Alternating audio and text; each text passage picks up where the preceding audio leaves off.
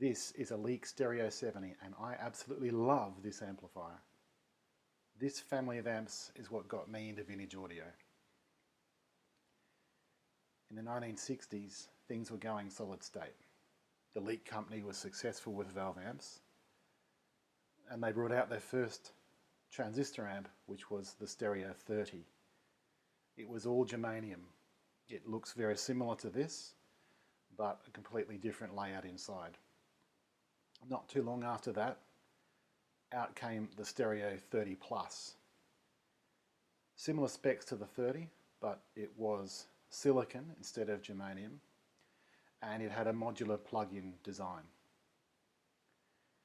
The Stereo 70 is basically a variant or a higher power version of the 30 Plus. It's the same design, it looks very similar inside, same 4 plug-in ports, but it's basically the same design with the power essentially doubled.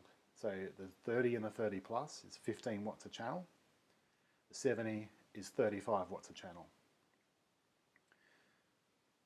Back in 2009, someone gave me a 30 Plus, and I didn't know anything about them, I'd never heard of them, but I plugged it into these speakers that you can see here.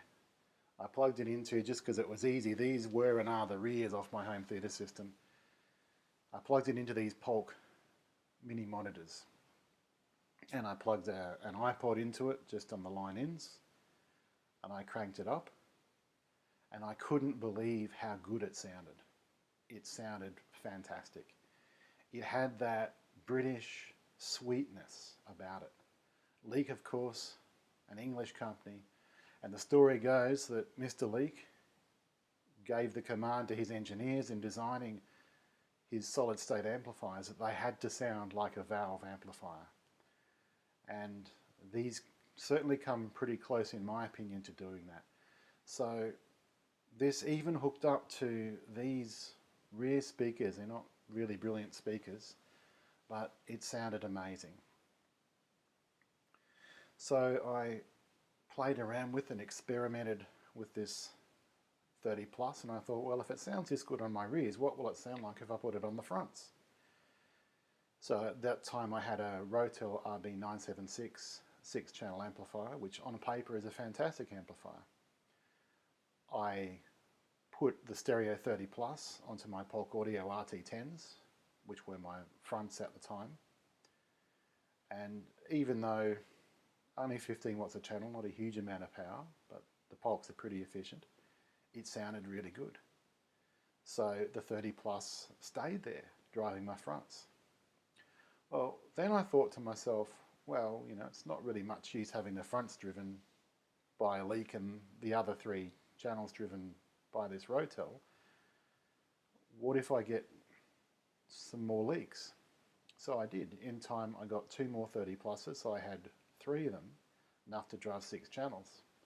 And so when I did my A-B comparisons, in the end I came to the conclusion of what I'd known all along. I absolutely hated the Rotel RB976. I'd get terrible ear strain if I listened to it for any long period of time. Listen to certain kinds of music, say sopranos, certain notes, it would sound like there was something buzzing inside of my ear. It was just awful. And when you spend a lot of money on an amplifier, the RB976 was certainly not cheap. I think you kind of go into denial. You don't want to admit that it's as bad as it is. But doing the A-B comparison in the room, there was no denying it. I actually far preferred the Leeks. So I got rid of that Rotel altogether and I sold it on eBay. And then it occurred to me that, you know, for the fronts, really 15 watts a channel, just, it's okay for average listening, but it just didn't really have the oomph that one should have. So that's why I got this.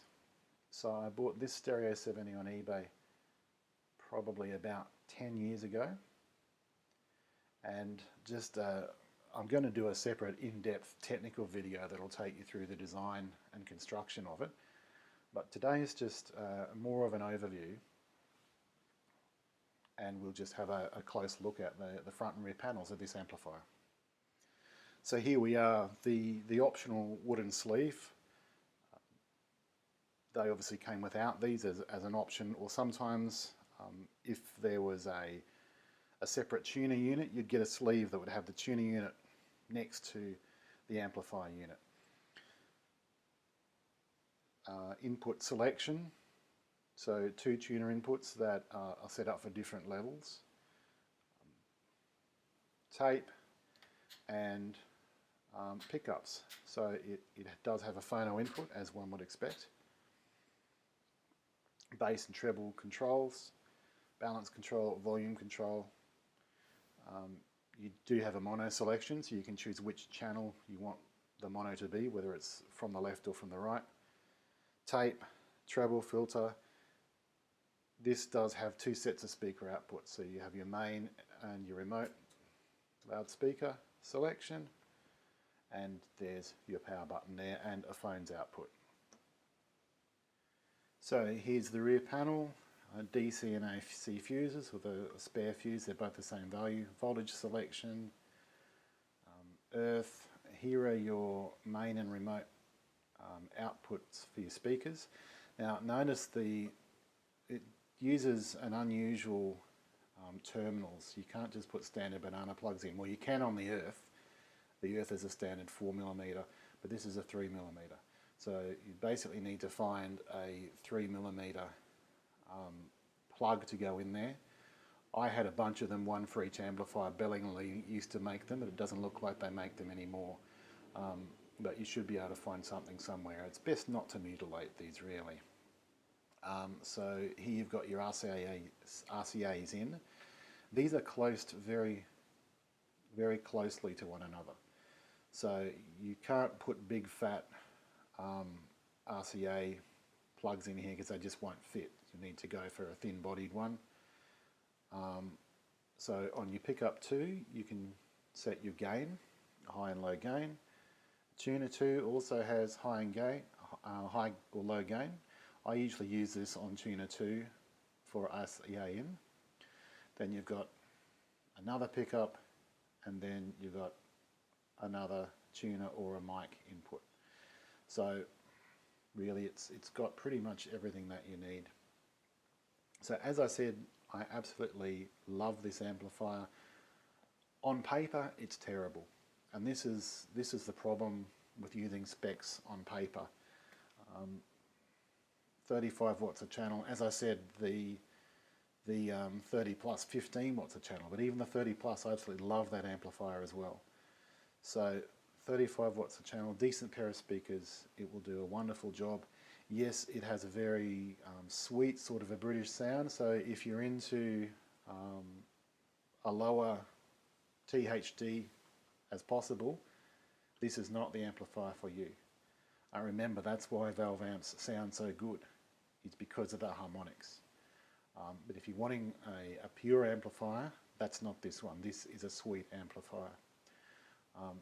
So yes, it doesn't perform well on paper, but every time I plug this thing in, it just amazes me how wonderful it sounds for music, how enjoyable it is, how pleasurable listening to music is with this little amplifier.